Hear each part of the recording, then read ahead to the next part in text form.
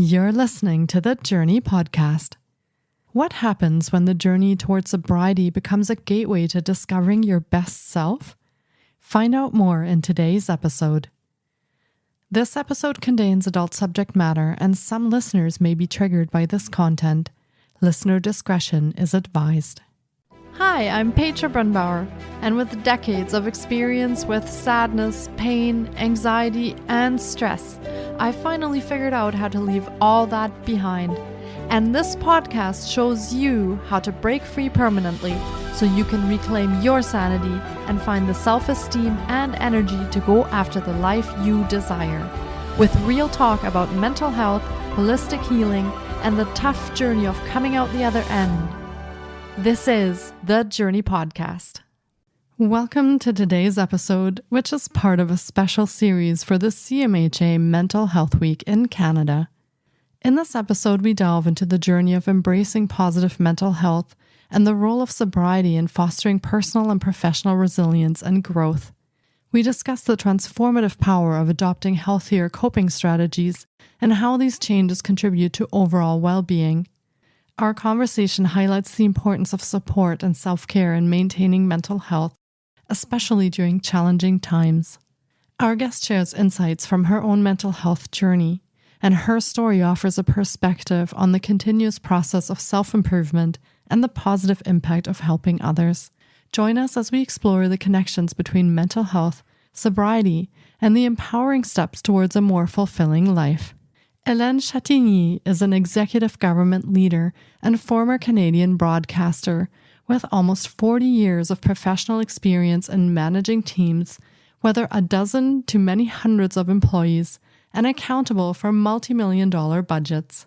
She has worked nationally and internationally in the areas of health, public health, social and economic development, and client services. She didn't grow up an athlete, but developed a love of sports as an older adult. Élaine practices running, skiing, golfing, biking, and has challenged herself to 3 half marathons and 2 mini triathlons, which meant learning how to swim in her 50s. Let's meet Élaine Chatigny.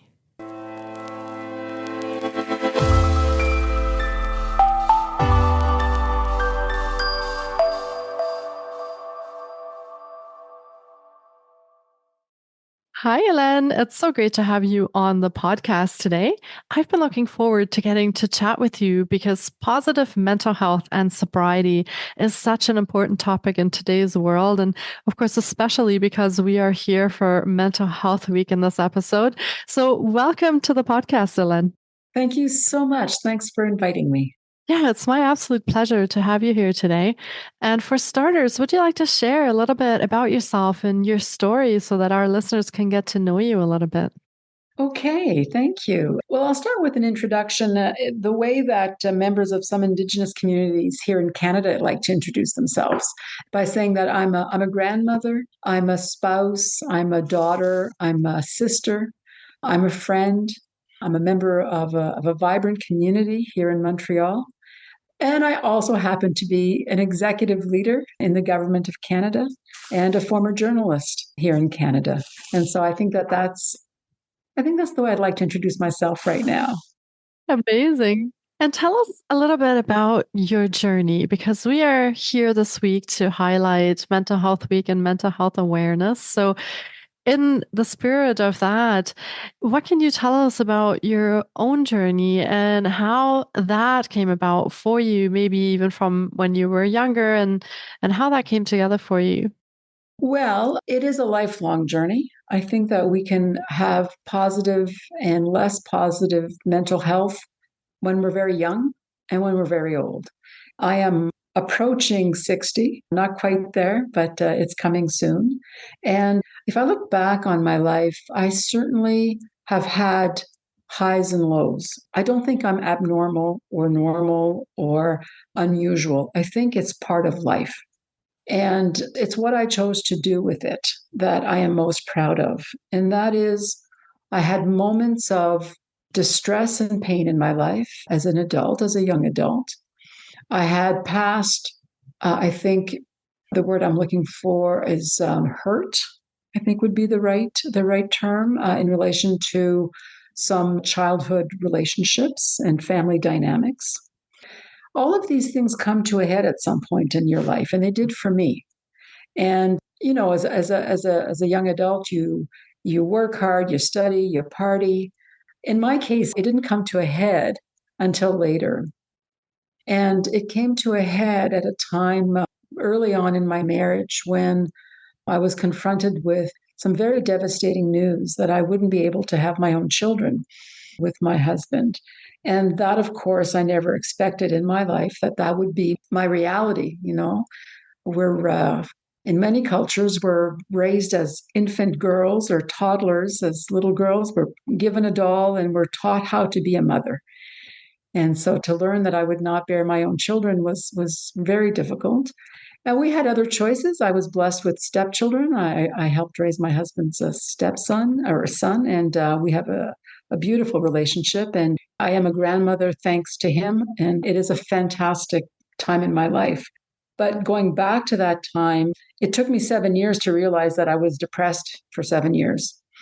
And it came to a head when I decided that I had been using alcohol for those years excessively as a way of numbing the deep, deep sadness that I was experiencing.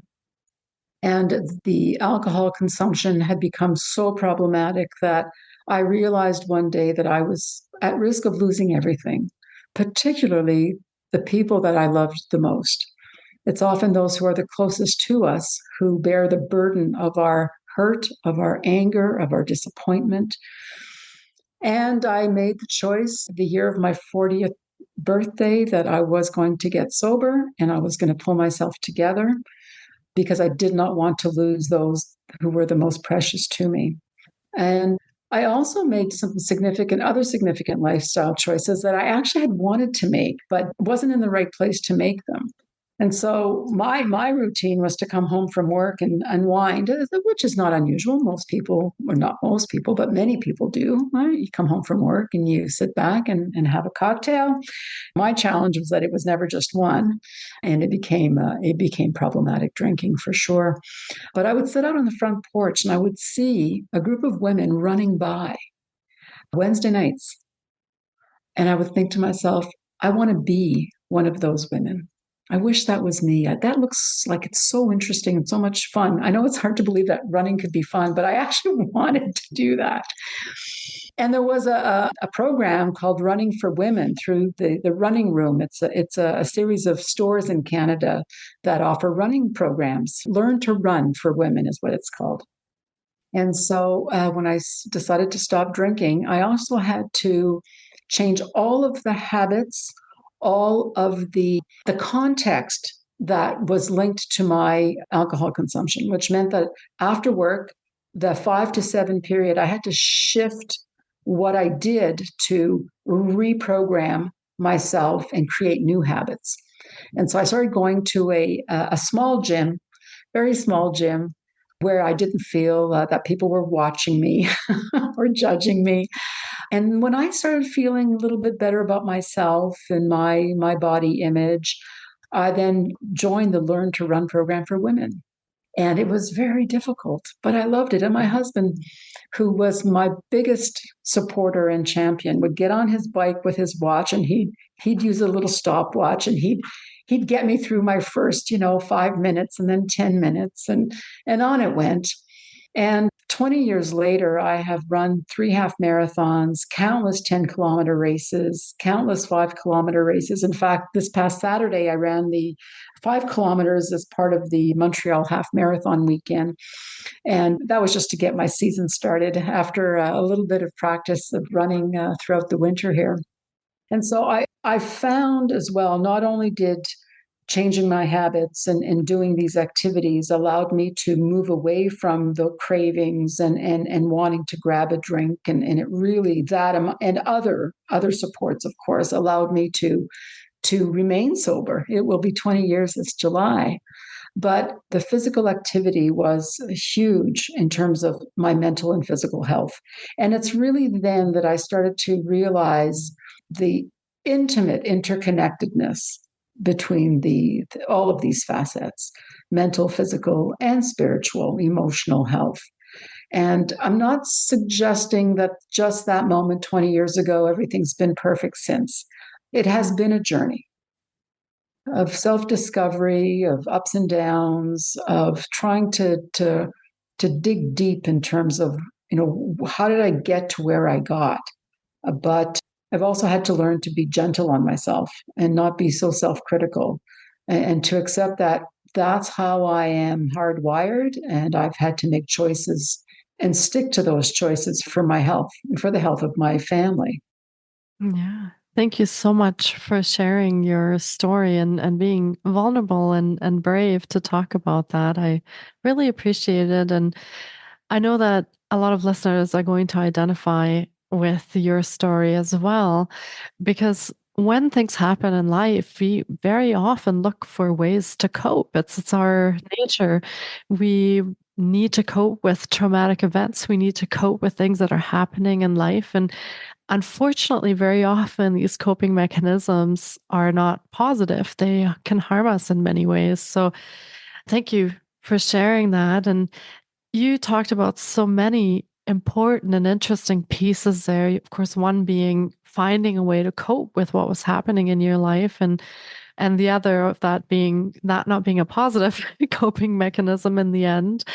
So, when you decided to become sober, was that a decision that you took, you said, for, to make sure that you could be there for your family and for the health of yourself and your family? Did you have support when you decided that, or was that something that you just decided to do and then you went for that? I'm always curious because I think support is such an important thing, and having a support network. How did that play out for you?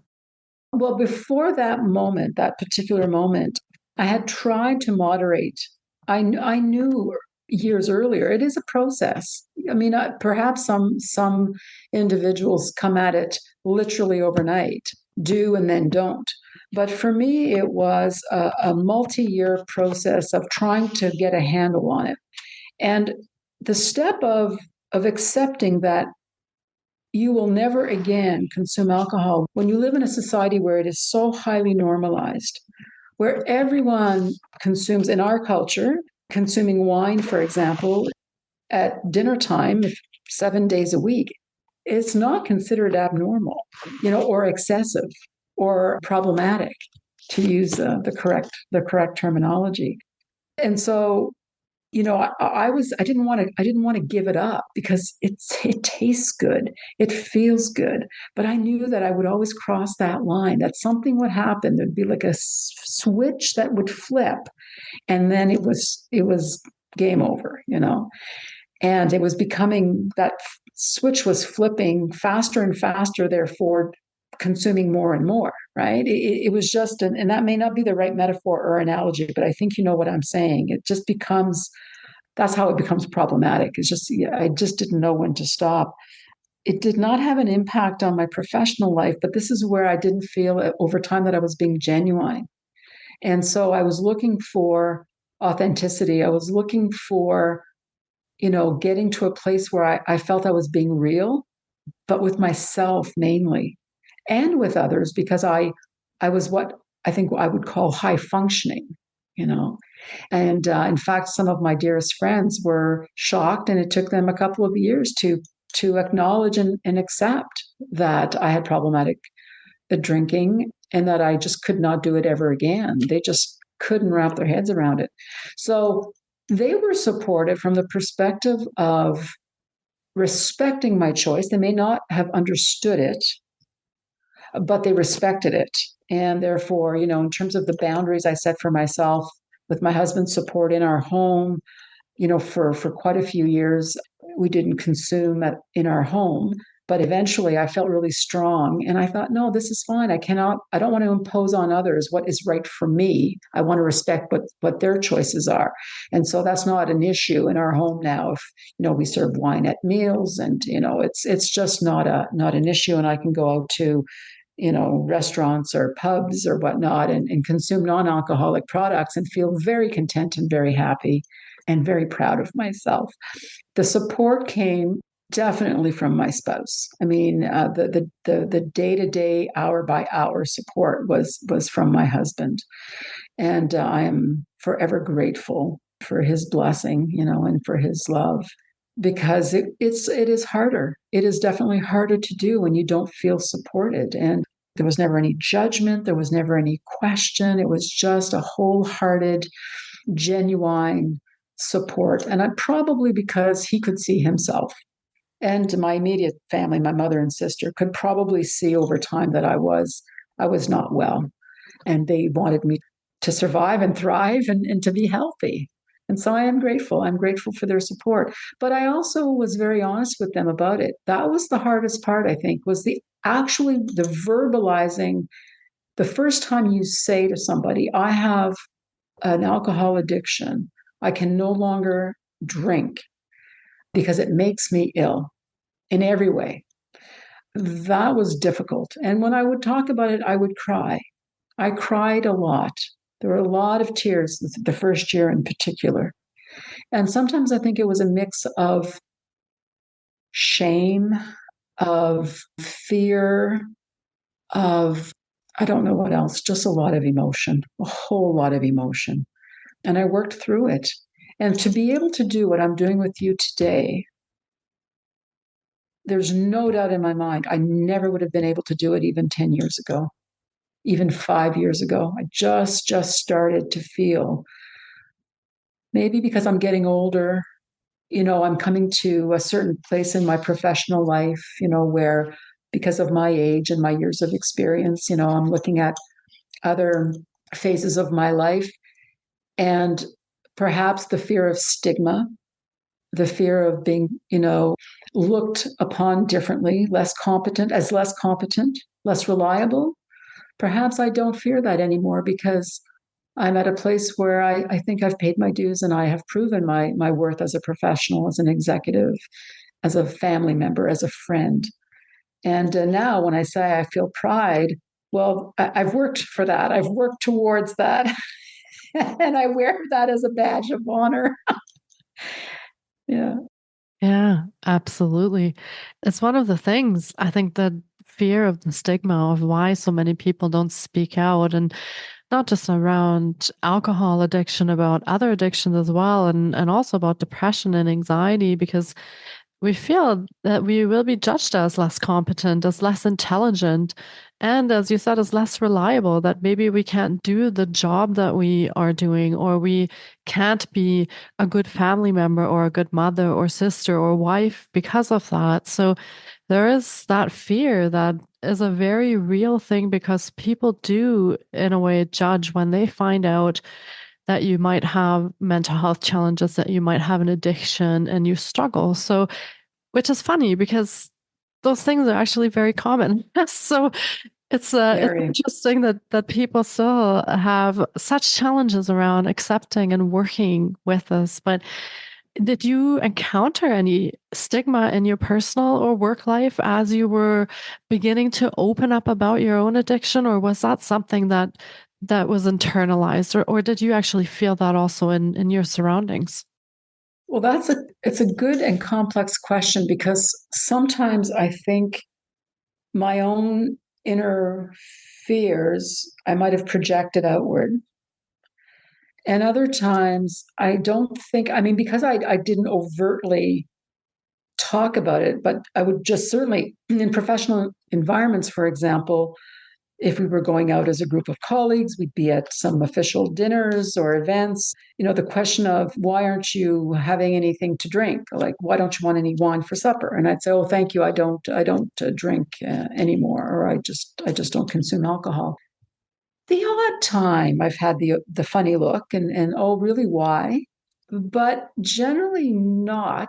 I don't think that's really an issue. I think it's mainly the people closest to me who knew me and who just couldn't, I think, compute or relate between how I felt, how it made me feel, how sick it made me, and how they saw me as incredibly successful and high functioning and performing. And they just couldn't equate the two, or so I just left it. I just left it and I just kept on my journey. I kept on my path and I did not let people who kind of looked at me sideways to deter me from just staying focused on what I needed to do.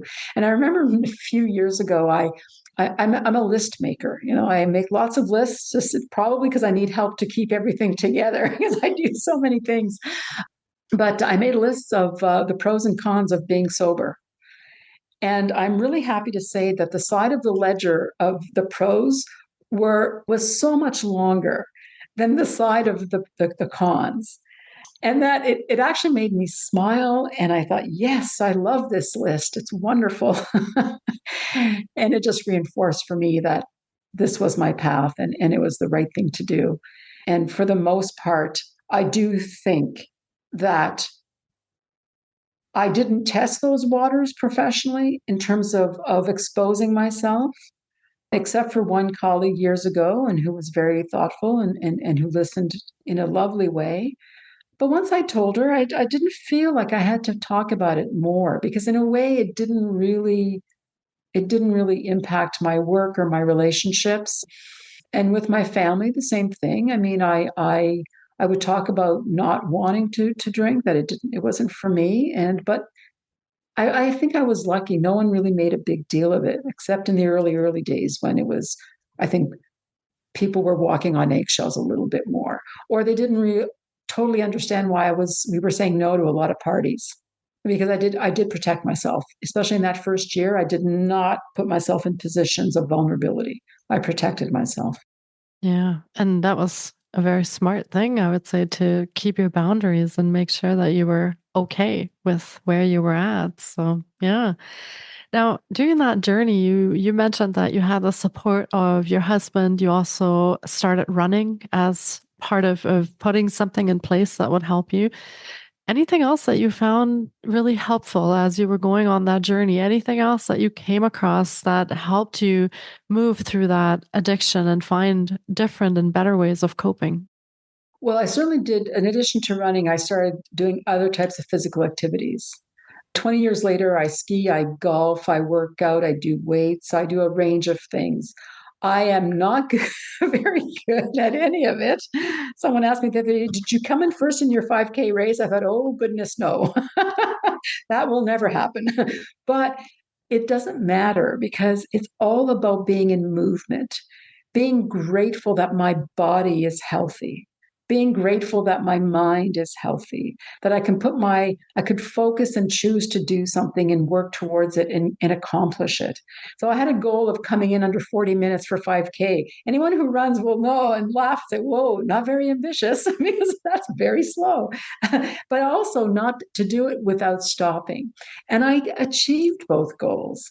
They were modest and achievable. And I'm very pleased with that. And so I've done many things like that I persevere. I've learned to do all these different types of physical activities. It brings me great joy. I have done some yoga, all of these things. I also I've gone into therapy, over time as issues would pop up, either in the early days to understand, what would have been some of the dynamics that would have led me to abuse alcohol to a point where it was making me quite ill. I had to deal with the issues that made me deeply sad.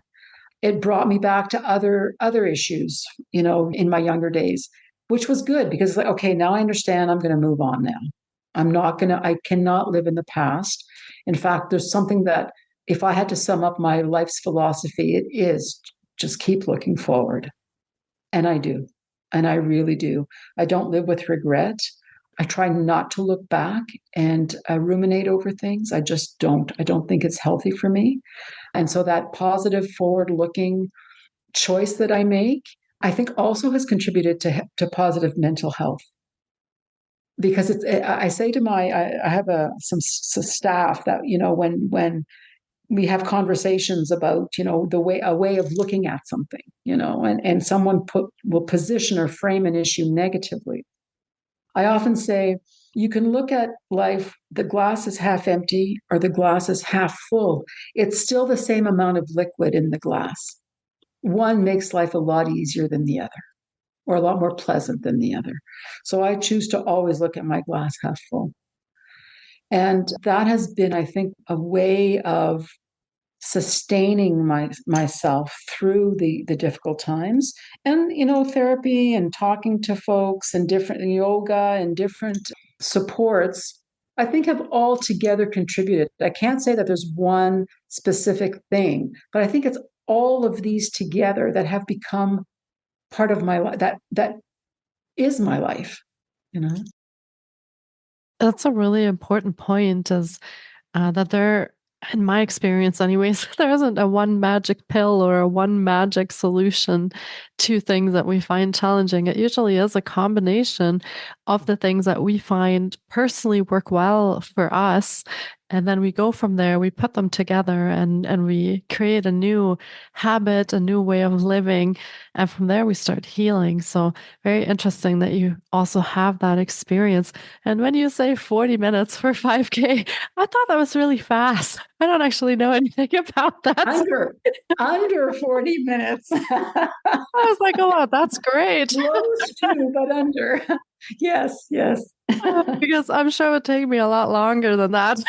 So well done for you. Yeah. And Thank you. it gives you goals, right? It gives you something to look forward to, which is also an important part of that mindset, the growth mindset, and being in the present, and looking forward to goals that we're setting. So yeah. Well, especially in Canada through the winter. Anyone who lives in northern climates where the winter days are long and dark, I think having something by February or March, to start focusing on, and when the days start to be a little bit better and not so cold and well dressed, well equipped, it's something you can do pretty much anywhere, even working out in your home.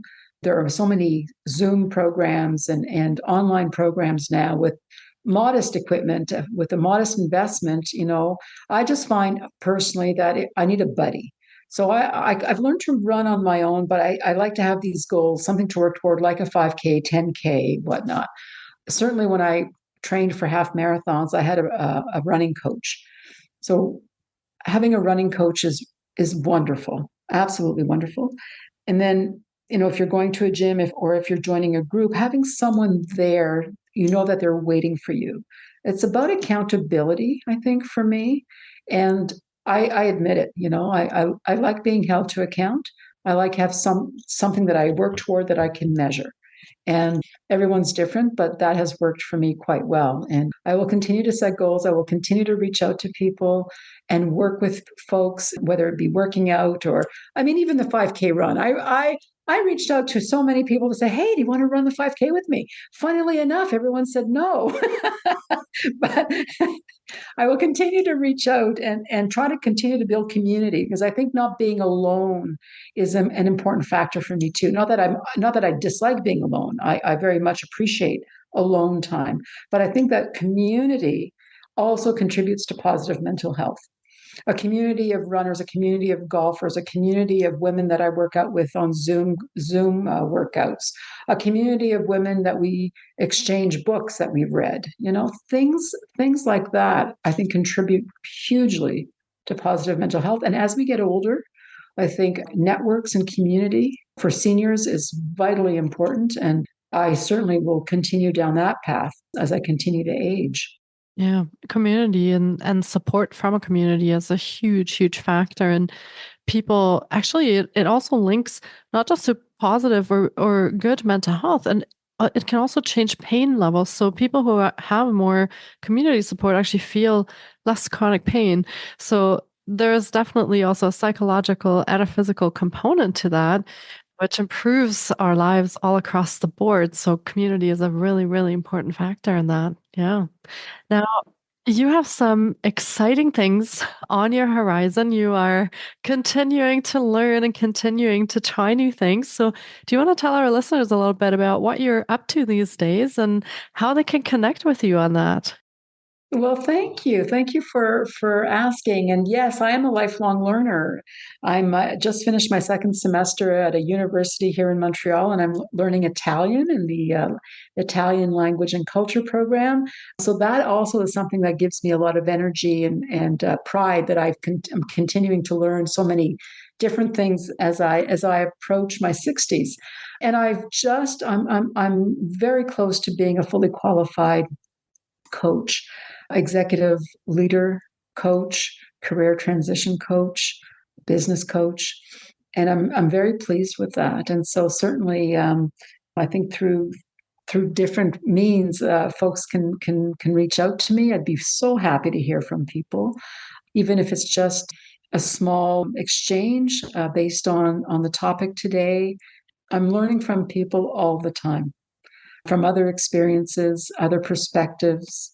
And so certainly, I think you can share my personal email address, and anyone who may be seeking someone to work through and talk through some primarily, leadership and leadership development. But certainly, I would not turn away anyone who wanted to talk about something that was important to them. I think coaching can certainly help. The methodology and the way we help navigate people through a conversation to help identify their own goals and their own solutions is a beautiful thing. And I can relate that back to my own journey that we just talked about. I had support and navigation, but I found my own journey. I found my own path. I found my own answers. And so I think the last 20 years has been a coaching, in a way, preparing me for this coaching journey that I'm embarking upon. Yeah. And I've had the pleasure of coaching with Élaine, and I definitely can tell you it is such a supportive and inspirational space that I would highly recommend you get in touch with her. And coaching is one of those things where you might have one thing in your mind sort of preconceived what it is, and you walk away going, that is totally not what I expected. And this was awesome. So, yeah, coaching for leaders, for executives, for business owners, these are the places where we get to really move forward and like you said, find our own solutions and find those resources that are within us. So highly, highly recommend contacting Élaine and speaking with her about that. And of course, we will be linking to your contact, your email address in the show notes as well. So our listeners can go there to find how they can get in touch with you. And I hope that we have some inspirational and encouraging and wonderful conversations that come out of that. So yeah, thank you so much for that. Well, this has been another incredible episode, and I really hope our listeners have enjoyed this journey into positive mental health and sobriety as much as I have. I just want to thank you again, Élaine, for taking the time and coming on today, sharing your story and just opening up about what you have experienced. It has been so inspirational, and thank you for bringing all that wisdom and knowledge to us today. I truly appreciate it. Thank you for being here. My pleasure. Thank you. Thank you very much. Thanks, Élaine. Take care. Thank you. Thank you so much for taking time out of your day to listen in. If you enjoy the Journey podcast, please support us by subscribing, sharing on social media, and leaving us a review. We appreciate you. And you can find more of The Journey on Facebook, Instagram, TikTok, and our website, thejourney.com. Sending you love and courage, and see you next time.